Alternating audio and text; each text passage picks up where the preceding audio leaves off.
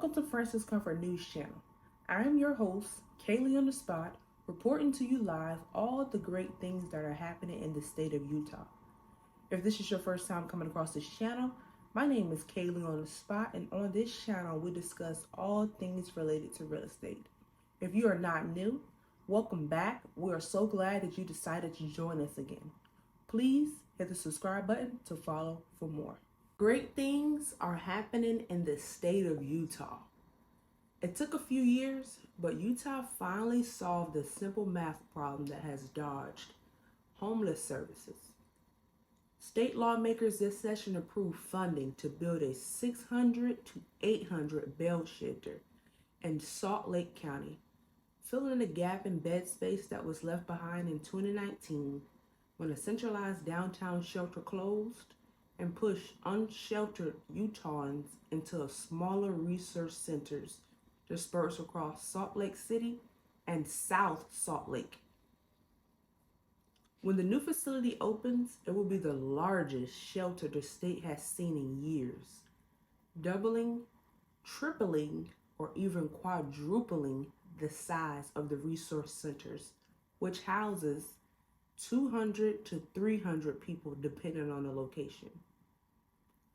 When the shelter opens, it could help pull Utah out of the annual race to ramp up services in the coldest months and ramp them down in the spring.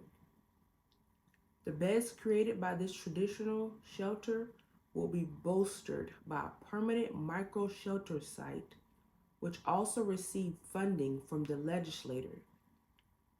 That site, in response to calls for a legal homeless campus slated to open in Salt Lake City near 700 West under 500 South freeway ramps.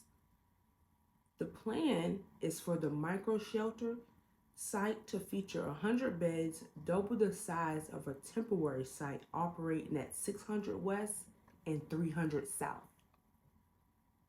The idea is to create a low barrier indoors option for those who have resisted seeking shelter at a traditional facility.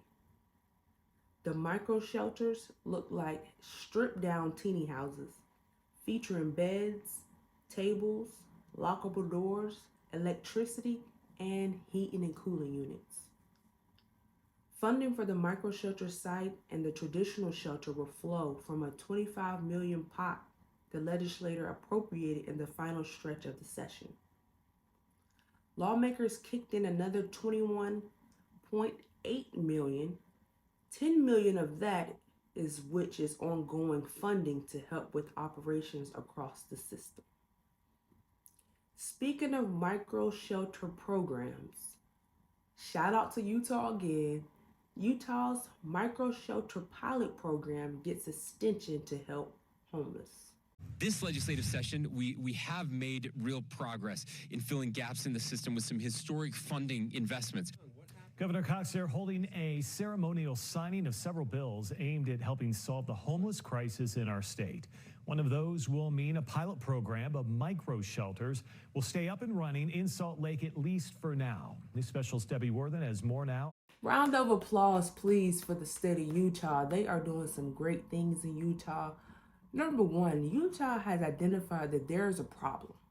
If you don't know there's a problem, no way will you ever start to think of solutions for the problem. So I am very excited for the residents of Utah. They are having some great gifts coming their way. Well, some of the numbers are really promising. In fact, they say that they have been able to transition 37 of the residents at this Switch Point facility to permanent or supportive housing, and they say they have given 20% of them full-time employment. So they're feeling really good that they get to extend this for another 6 months.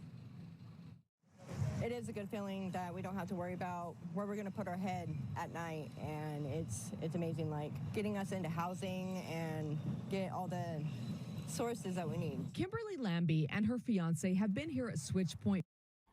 You never know. Once individuals start getting their basic needs met, oftentimes over here we speak of Maslow's hierarchy needs. Once one starts getting their basic needs met, here we go. We have some beautiful decisions being made. They feel loved, they feel appreciated, they feel heard. And look what we have. For about a week. Their hope, their next stop will be a place of their own. And that's part of the goal here, where there are enforced rules that include bag checks, curfews, a strict no drug policy. At first, Michael McCoy was worried it was too structured. Not anymore. The structure's done a lot of good. He now sees the staff as helping the residents learn self-reliance. They're trying to help us build the life skills that we need to succeed after here. Carol Hollowell is the CEO of SwitchPoint, the nonprofit that runs this place. She was in Tooele today when Governor Cox announced the good news. We did receive the word that we have the funding to continue for another 6 months. She feels like the pilot program that started last year is proving to be a success. The micro shelters are 75 square feet with a heater and a lock on the door. Her goal is to help the town. You know what? Sometimes we don't see the good in the things that are happening until we start getting results. Sometimes people want instant gratification. However, you heard the young gentleman thought, it's a little too strict. How am I going to get through this? However, once they see that people are loving them and starting to hold them accountable and want them to do better, they start to see the beauty in all of the resources that are available to them. Tenants transition out of homelessness. It's turned out better than we expected. She believes that's what a safe, stable environment can do. Empower those who are here to become independent. How do you do that if you're sleeping on the street and you really don't sleep very good at night when you're on the street? That safe space combined with caseworkers is what those who live here say is the key to creating a new life. It's amazing because me and my fiance aren't doing it alone. Like, we're not alone in this. And there's people that care. I'm loving to hear the success of the SwitchPoint program, the micro shelter program for the Utahns. That is great. As you guys heard the CEO of this SwitchPoint, it's hard to get good rest at night if you're living on the street. Therefore, solutions are needed. And they are doing great. They had 37 families go out into the real world and getting jobs. And it's beautiful to see that the residents see the beauty in what structure would do for you. It's hard to see what structure can and will do for you in the midst of your storm because, hey, we want to do whatever that we want to do. But if you're wanting to be helped, if you are wanting to do better in life and upgrade your quality of life, was what we call it over here, then structure is needed, accountability is needed. And then you have beautiful results, rewards, and more resources that you can continue to use. Whereas if the program was not doing well, they probably wouldn't have extended it another 6 months or see reason for more funding to be going into this. So therefore, we have a beautiful success story out in the state of Utah. And if you are a resident of Utah, reach out to your resources because they have more and more resources coming. They also put out a couple of different measures that I will list in the description for you to read in your spare time.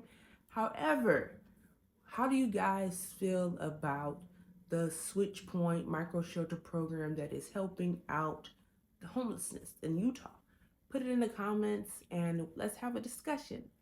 I'm your host, Kaylee on the Spot, checking out. See you guys.